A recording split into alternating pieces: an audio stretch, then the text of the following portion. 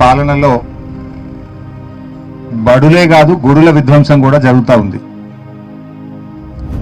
రేవంత్ రెడ్డి గారికి బడులంటే పట్టదు, గుడులంటే లెక్కలేదు.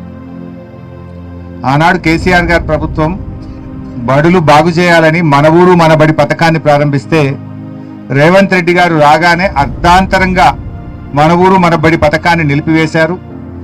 ఇవాళ బడులలో రేవంత్ రెడ్డి గారి పుణ్యమాని రోజు రోజుకు విద్యార్థుల సంఖ్య తగ్గుతూ పోతా ఉంది.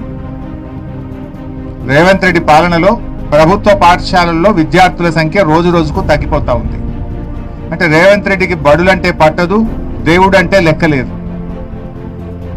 రేవంత్ రెడ్డి గారు ఎందుకు ఈ మాట అంటున్నాం? ఎవరైనా భగవంతుడు అంటే భక్తి ఉంటుంది, లేదంటే భయం అన్న ఉంటుంది.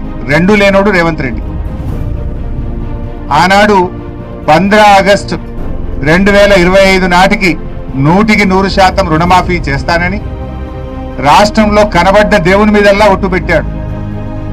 దేవుడి మీద ప్రమాణం చేసి మాట తప్పిన బహుశా భారతదేశంలో తొలి ముఖ్యమంత్రి రేవంత్ రెడ్డి. నిస్సిగ్గుగా ఇంకా ఉల్టా దబాయిస్తాడు, రుణమాఫీ అయిపోయింది అంటాడు. ఏ ఊరికి పోయినా ఆటన మందం కూడా కాలేదు. అంటే దేవుడు అంటే ఆయనకు ఒక భయము లేదు, భక్తి లేదు. కేసీఆర్ గారేమో దేవాలయాలు కట్టిండు, రేవంత్ రెడ్డి ఏమో దేవాలయాలను కూలగొట్టా ఉన్నాడు.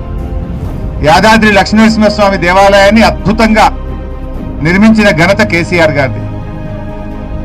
హైదరాబాద్ లో విశాఖ పీఠానికి అద్భుతమైన సరస్వతి దేవాలయానికి స్థలాలిచ్చింది కేసీఆర్ గారు. కానీ రేవంత్ రెడ్డి ఏం చేసిండు?